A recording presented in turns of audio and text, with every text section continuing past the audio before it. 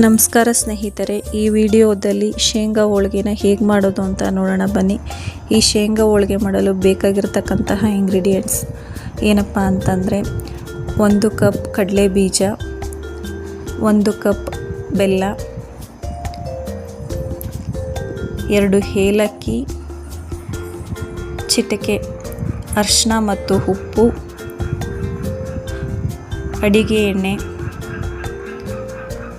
1 cup ಗೋಧಿ ಹಿಟ್ಟು, ಹಾಗೆ ತುಪ್ಪ.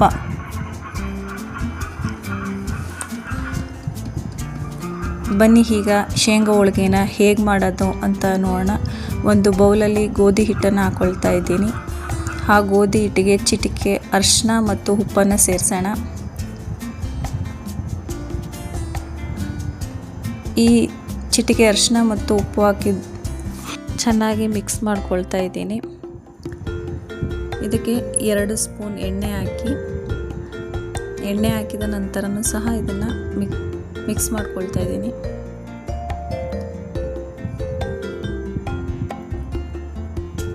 ಇದಕ್ಕೆ ಸ್ವಲ್ಪ ನೀರಾಕಿ ಕಲಿಸ್ಕೊಳ್ತಾ ಇದ್ದೀನಿ. ಒಂದೇ ಸಲ ಹೆಚ್ಚಿಗೆ ನೀರು ಹಾಕ್ಬಾರ್ದು, ಸ್ವಲ್ಪನೇ ಹಾಕಿ ಇದನ್ನು ಕಲಿಸ್ಕೋಬೇಕು.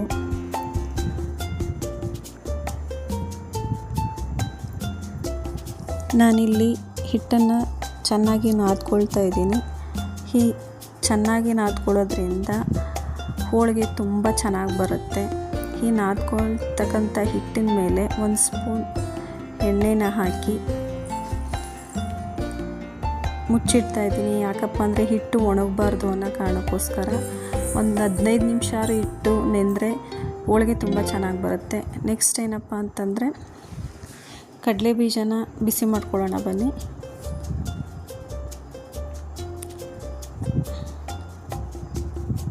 ಒಂದು ಕಪ್ ಕಡಲೆ ಬೀಜನ ಇಲ್ಲಿ ಬಾಣಲೆಗೆ ಹಾಕ್ತಾಯಿದ್ದೀನಿ. ಈ ಕಡಲೆ ಬೀಜನ ಮೀಡಿಯಮ್ ಫ್ಲೇಮಲ್ಲಿ ಹುರ್ಕೋಬೇಕು. ಹೈ ಫ್ಲೇಮಲ್ಲಿ ಹಾಕಿದ್ರೆ ಸೀದೋಗುತ್ತೆ.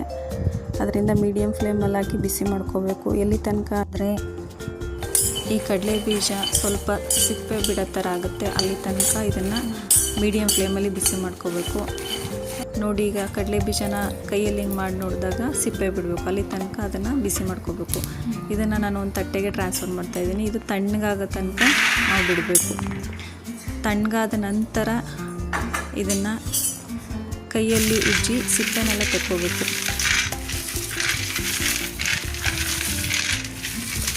ಸ್ವಲ್ಪ ಬಿಸಿ ಇರೋದ್ರಿಂದ ತಣ್ಣಗಾದ ನಂತರನೇ ಸಿಪ್ಪೆ ತೆಗಿಬೇಕು. ನಾನಿಲ್ಲಿ ಸಿಪ್ಪೆ ತೆಗಿಯೋಕ್ಕೋಸ್ಕರ ಈ ಜಾಲರಿನ ಬಳಸ್ತಾ ಇದ್ದೀನಿ. ಇದರಿಂದ ಬೇಗ ಸಿಪ್ಪೆನ ತೆಕ್ಕೋಬೋದು. ಈ ಸಿಪ್ಪೆ ತೆಗೆದಿರ್ತಕ್ಕಂತಹ ಕಡಲೆ ಬೀಜನ ನಾನು ಒಂದು ಮಿಕ್ಸಿ ಜಾರಲ್ಲಿ ಹಾಕ್ತಾಯಿದ್ದೀನಿ. ಅದೇ ಥರ ಇನ್ನೂ ಮಿಕ್ಕಿರ್ತಕ್ಕಂತಹ ಕಡಲೆ ಬೀಜನೂ ಸಹ ನಾನು ಹಾಗೆ ಮಾಡಿಕೊಂಡು ಅದನ್ನು ಸಹ ಮಿಕ್ಸಿ ಜಾರಲ್ಲಿ ಹಾಕ್ಕೊಳ್ತಾ ಇದ್ದೀನಿ. ಈ ಕಡಲೆ ಬೀಜದ ಜೊತೆಗೆ ನಾನು ಇಟ್ಕೊಂಡಿರ್ತಕ್ಕಂಥ ಬೆಲ್ಲನೂ ಸಹ ಸೇರಿಸ್ತಾ ಇದ್ದೀನಿ. ಅದ್ರ ಜೊತೆಗೆ ನಾನಿಲ್ಲಿ 2 ಏಲಕ್ಕಿನೂ ಸಹ ಹಾಕ್ತಾಯಿದ್ದೀನಿ. ಇದನ್ನು ನಾನಿಲ್ಲಿ ಮಿಕ್ಸಿ ಮಾಡ್ಕೊಂಡು ಬರ್ತಾಯಿದ್ದೀನಿ. ತುಂಬ ನೈಸಾಗಿ ಪುಡಿ ಮಾಡಬಾರ್ದು, ಸಣ್ಣ ರವೆಯಷ್ಟು ಥರ ಇದ್ದರೆ ಸಾಕು. ಅಷ್ಟು ಮಟ್ಟಿಗೆ ಪುಡಿ ಮಾಡಿಕೊಂಡ್ರೆ ಸಾಕು. ತುಂಬ ನೈಸಾಗಿ ಮಾಡಿದ್ರೆ ಚೆನ್ನಾಗಿ ಬರೋದಿಲ್ಲ. ಇದಕ್ಕೆ ನಾನು 2 ಸ್ಪೂನ್ ಬಿಸಿ ನೀರು ಹಾಕ್ತಾಯಿದ್ದೀನಿ. ಯಾಕೆಂದರೆ ಉಂಡೆಗಳು ಮಾಡ್ಕೊಳ್ಳೋಕ್ಕೆ ಸುಲಭ ಆಗಲಿ ಅಂತ. ಹೆಚ್ಚಿಗೆ ನೀರು ಹಾಕ್ಬಾರ್ದು, ಒಂದೇ 1 ಸ್ಪೂನ್ ಅಥವಾ 2 ಸ್ಪೂನ್ ಅಷ್ಟೇ ಸಾಕಾಗುತ್ತೆ ಇದನ್ನು ಉಂಡೆಗಳು ಮಾಡ್ಕೊಳ್ಳೋಕ್ಕೆ.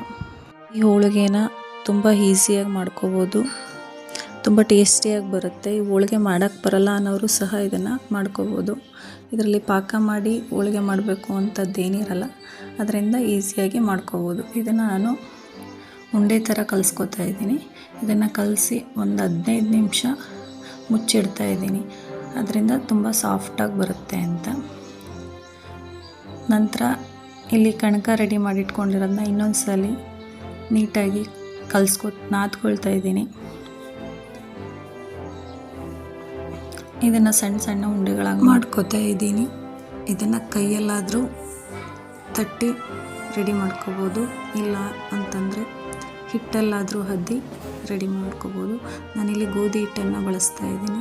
ಅಷ್ಟರಲ್ಲಿ ಇಲ್ಲಿ ತವಾನ ಬಿಸಿಗಿಡ್ತಾ ಇದ್ದೀನಿ. ನಾನಿಲ್ಲಿ ಸಣ್ಣ ಸಣ್ಣ ಉಂಡೆಗಳಾಗಿ ಮಾಡಿಕೊಂಡು ಇಲ್ಲಿ ಎಣ್ಣೆ ಬಿಟ್ಕೋತಾ ಇದೆ ನೋಡಿ. ಈ ಥರ ಇದ್ದರೆ ಇದ್ರ ಕನ್ಸಿಸ್ಟೆನ್ಸಿ ಕರೆಕ್ಟಾಗಿದೆ ಅಂತ. ಇದನ್ನು ನಾನು ಲಟ್ಟಿಸ್ಕೊಂಡಿರ್ತೀನಲ್ಲ ಅದರೊಳಗಡೆ ಫಿಲ್ ಮಾಡ್ಕೋತಾ ಇದ್ದೀನಿ. ಹೀಗೆ ಹೆಚ್ಚಿಗೆ ಬಂದಂಥ ಹಿಟ್ಟನ್ನು ತೆಗೆದುಬಿಡಬೇಕು. ಇದನ್ನು ಹಿಟ್ಟಲ್ಲಿ ಮತ್ತೊಂದು ಸಲ ಅದ್ದಿ ಲಟ್ಟಿಸ್ತಾ ಇದ್ದೀನಿ. ಇದಕ್ಕೆ ಹೆಚ್ಚಿಗೆ ಪ್ರೆಷರ್ ಕೊಟ್ಟು ಲಟ್ಟಿಸ್ಬಾರ್ದು. ಪ್ರೆಷರ್ ಕೊಟ್ಟರೆ ಕಿತ್ತೋಗೋ ಚಾನ್ಸ್ ಇರುತ್ತೆ. ತುಂಬ ಸಾಫ್ಟಾಗಿ ಲಟ್ಟಿಸ್ಕೋಬೇಕು. ಲಟ್ಟಿಸಿರ್ತಕ್ಕಂಥದ್ದನ್ನು ನಾನು ಇಲ್ಲಿ ಕಾದಿರ್ತಕ್ಕಂಥ ತವಾ ಮೇಲೆ ಹಾಕ್ತೇನೆ. ಇಷ್ಟು ಥಿಕ್ನೆಸ್ ಇರಬೇಕು ನೋಡಿ ಹೋಳಿಗೆದು. ಇದನ್ನು ಬಿಸಿಯಾಗಿರ್ತಕ್ಕಂಥ ತವಾ ಮೇಲೆ ಹಾಕ್ತಾಯಿದ್ದೀನಿ. ಎರಡೂ ಸೈಡು ಮೀಡಿಯಮ್ ಫ್ಲೇಮಲ್ಲಿ ಇದನ್ನು ಬೇಯಿಸ್ಕೋಬೇಕು. ಹೈ ಫ್ಲೇಮಲ್ಲಿ ಬೇಯಿಸಬಾರ್ದು. ಹೈ ಫ್ಲೇಮಲ್ಲಿ ಬೇಯಿಸಿದ್ರೆ ಸೀದೋಗೋ ಚಾನ್ಸ್ ಇರುತ್ತೆ. ಮೀಡಿಯಮ್ ಫ್ಲೇಮಲ್ಲಿ ಇದನ್ನು ಬೇಯಿಸ್ಕೋಬೇಕು. ನಾನು ಇಲ್ಲಿ ಇನ್ನೊಂದು ಹೋಳಿಗೆನ ರೆಡಿ ಮಾಡ್ಕೊತಾ ಇದ್ದೀನಿ. ಅದು ಬೇಯೋಷ್ಟರಲ್ಲಿ ಈ ಹೋಳಿಗೆ ಮಾಡೋದು ತುಂಬ ಈಸಿ ಮತ್ತು ಕಡಿಮೆ ಇಂಗ್ರೀಡಿಯೆಂಟ್ಸಲ್ಲಿ ಕಡಿಮೆ ಸಮಯದಲ್ಲಿ ನಾವು ಈ ಹೋಳಿಗೆನ ಮಾಡ್ಕೋಬೋದು. ತುಂಬ ಟೇಸ್ಟಿಯಾಗೂ ಸಹ ಬರುತ್ತೆ. ಹೋಳಿಗೆ ಇಲ್ಲಿ ಉಬ್ಬಿ ಬರ್ತಾ ಇದೆ ನೋಡಿ, ತುಂಬ ಚೆನ್ನಾಗಿ ಬರುತ್ತೆ. ಮತ್ತೊಂದು ಹೋಳಿಗೆನೂ ಹಾಕಿ ನಾನಿಲ್ಲಿ ಬೇಯಿಸ್ಕೊತಾ ಇದ್ದೀನಿ. ಇದೇ ಥರ ನಾನು ಎಲ್ಲ ಹೋಳಿಗೆನೂ ಮಾಡ್ಕೊತೀನಿ. ಹೋಳಿಗೆ ಮಾಡಲು ಕಡಲೆ ಬೀಜನ ಯೂಸ್ ಮಾಡೋದ್ರಿಂದ ಈ ಕಡಲೆ ಬೀಜದಿಂದ ನಮಗೆ ಹೆಲ್ತ್ ಬೆನಿಫಿಟ್ಸು ಸಹ ಇದೆ. ನಮ್ಮ ದೇಹದಲ್ಲಿ ಇದು ಗುಡ್ ಕೊಲೆಸ್ಟ್ರಾಲ್ನ ಹೆಚ್ಚಿಗೆ ಮಾಡಿ ಬ್ಯಾಡ್ ಕೊಲೆಸ್ಟ್ರಾಲ್ನ ರಿಮೂವ್ ಮಾಡುತ್ತೆ. ನಾನಿಲ್ಲಿ ಮಾಡಿರ್ತಕ್ಕಂಥ ಹೋಳಿಗೆನೆಲ್ಲ ಸರ್ವಿಂಗ್ ಪ್ಲೇಟ್ಗೆ ಸರ್ವ್ ಮಾಡ್ತಾಯಿದ್ದೀನಿ. ಈ ಹೋಳಿಗೆ ಮೇಲೆ ಒಂದು ಸ್ಪೂನ್ ತುಪ್ಪನ ಹಾಕಿ ಸರ್ವ್ ಮಾಡ್ತಾಯಿದ್ದೀನಿ. ನಾನಿಲ್ಲಿ ಹೋಳಿಗೆನ ಟೇಸ್ಟ್ ಮಾಡ್ತಾಯಿದ್ದೀನಿ ಹೇಗೆ ಬಂದಿದೆ ಅಂತ. ಈ ಹೋಳಿಗೆ ತುಂಬ ಚೆನ್ನಾಗಿ ಬರುತ್ತೆ, ತುಂಬ ಸಾಫ್ಟಾಗಿ ಇರುತ್ತೆ. ನೀವು ಸಹ ಟ್ರೈ ಮಾಡಿ ನೋಡಿ. ಈ ವಿಡಿಯೋ ಇಷ್ಟವಾದಲ್ಲಿ ಗೊತ್ತಲ್ಲ ಇಷ್ಟೇ ಮಾಡಿ ಸಾಕು. ಧನ್ಯವಾದಗಳು.